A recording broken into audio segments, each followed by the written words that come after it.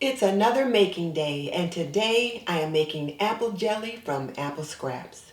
I made applesauce last fall, and I put the peels and cores in the freezer for jelly making later.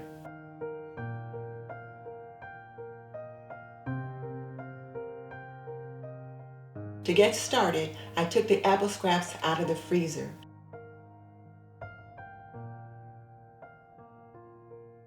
After giving them a good rinse to thaw and separate, I put them in a pot and covered them with water.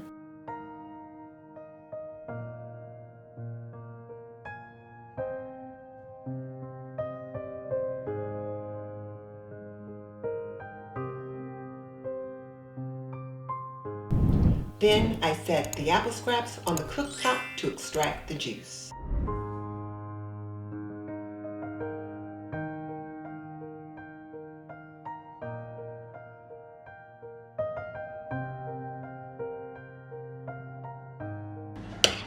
In case you're wondering, I used an apple peeler to peel the apples so there was a nice amount of flesh left on the peels for jelly making. While the apple scraps were simmering, I got out my Ball Fresh Tech Waterbath Canner and multi-cooker. It's easy enough to set up, and I'll use it to sterilize my jars.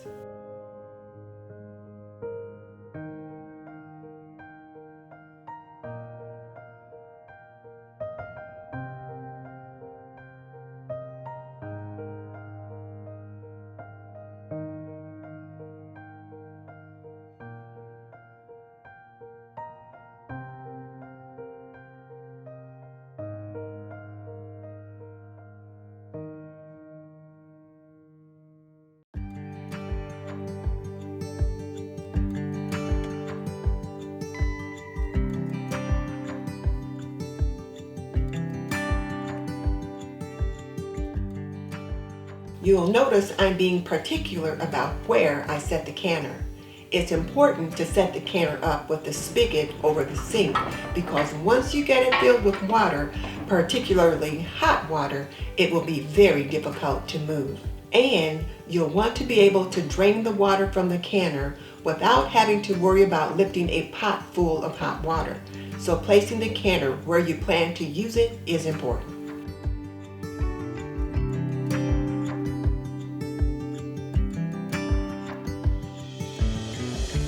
This video is brought to you by Aprondiva. Pretty and practical, we believe that an apron can be a homemaker's best accessory.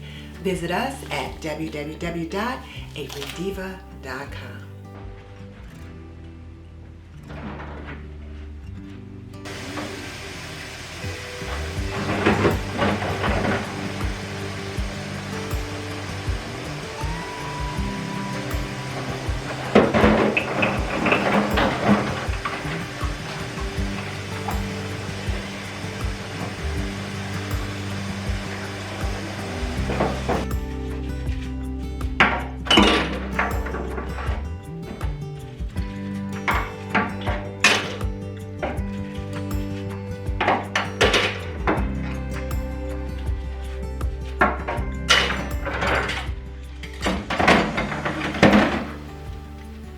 I keep an eye on my simmering apple scraps while I wash my jars and other canning accessories. These include new clean lids, jar bands, a set of tongs, a vinyl jar lifter, a bubble popper, a magnetic lid lifter, a funnel, and a scoop.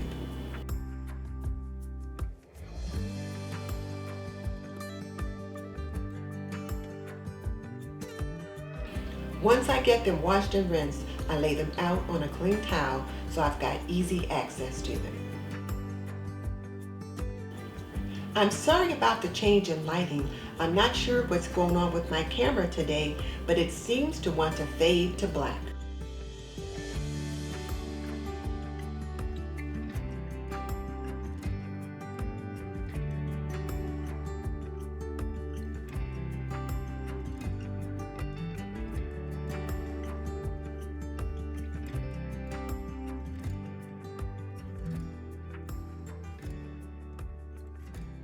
I simmered the apple scraps for about 30 minutes.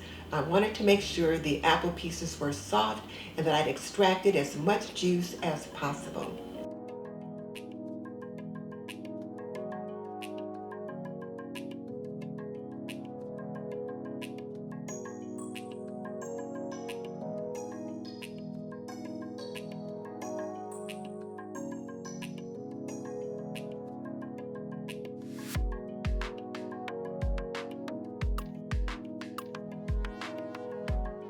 Then it was time to strain the scraps out. I layered a colander with cheesecloth and poured the juice in to strain out the scraps.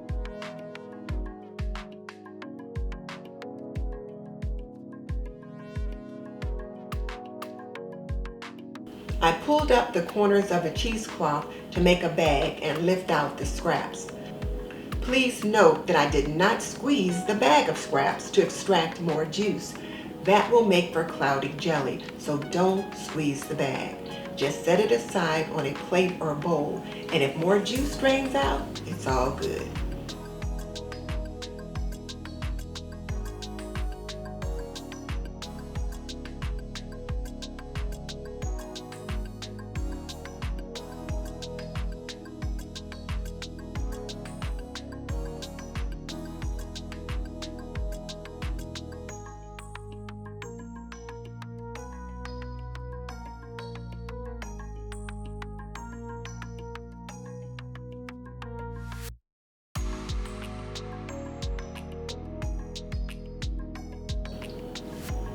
Measure out the apple juice and return it to the cooktop. For this particular recipe, I needed 8 cups of apple juice, 4 tablespoons of bottled lemon juice, and 6 cups of sugar.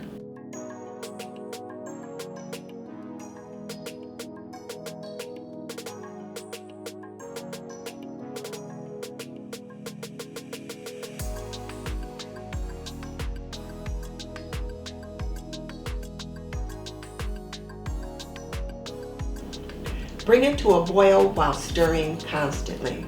I stirred and stirred and stirred some more. I was waiting for the jelly mixture to begin to sheet from a spoon, and it took some time.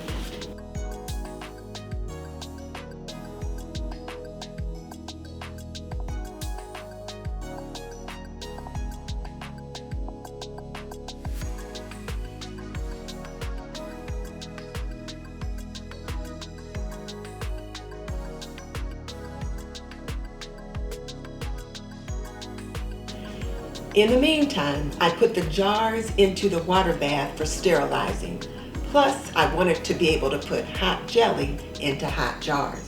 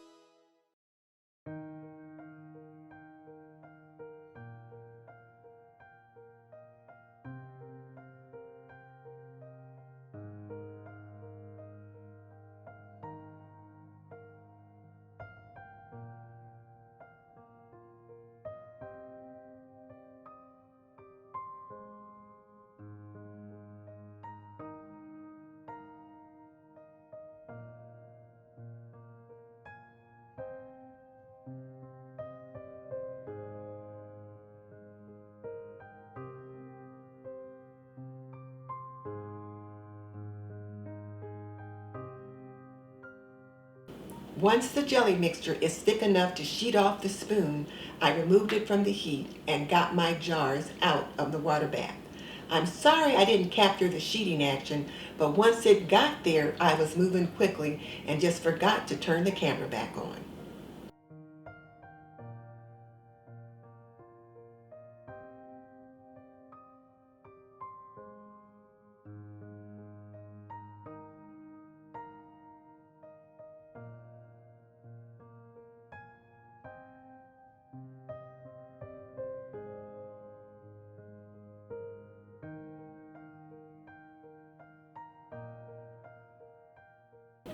This recipe is supposed to make 8 half pints, but I always prepare an extra jar for it just in case.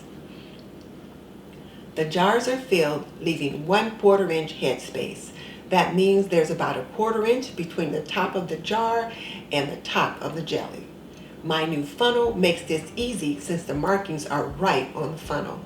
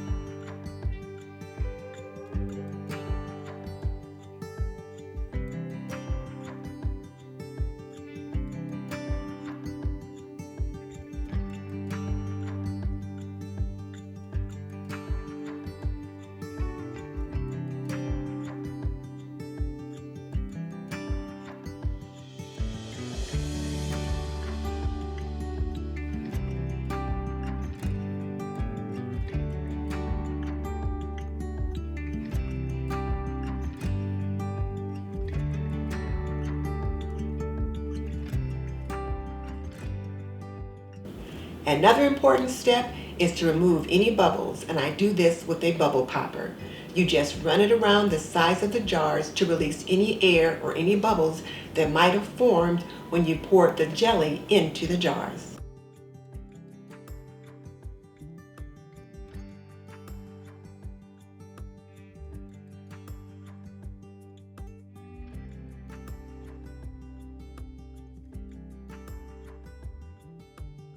Then you wipe the jar rims with vinegar. This is to make sure there is no product on the rims that might interfere with sealing.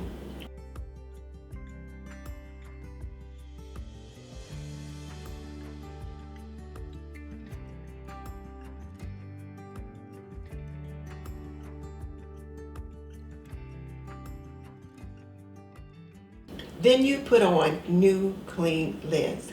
And let me emphasize, new clean lids. Never reuse lids. It's poor practice and your jars may not seal properly.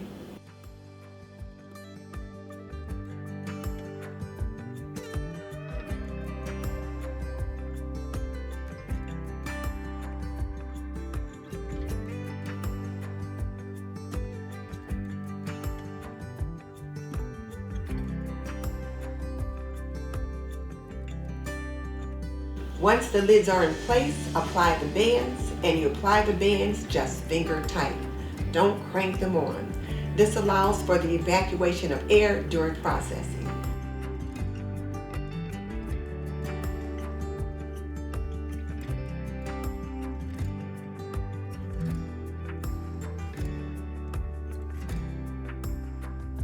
Then place the jars of jelly into the water bath.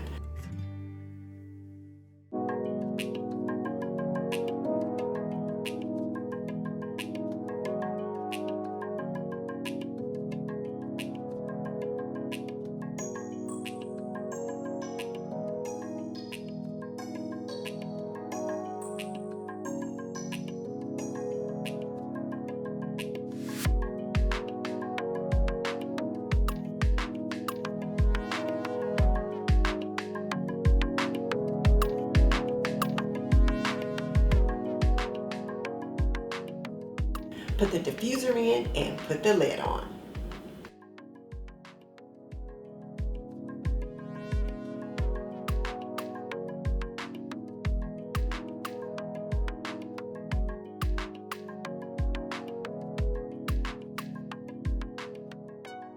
Set the Waterbath canner to canning and process for 10 minutes. Now, here's the thing. You don't start timing the processing until the water bath is at a full rolling boil. Then you start the timer.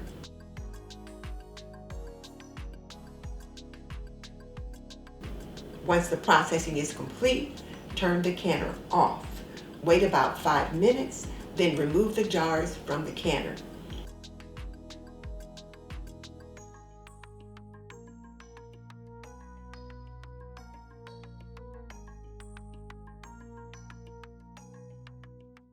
Set them on a clean towel and let them sit undisturbed for 24 hours.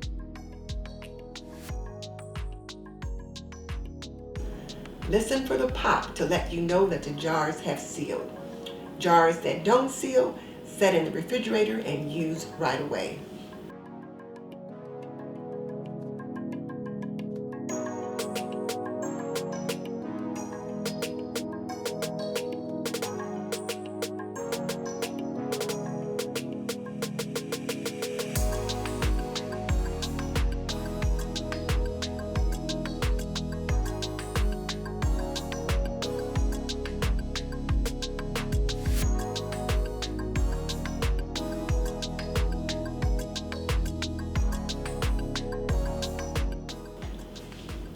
In the meantime, open the spigot and drain the water out.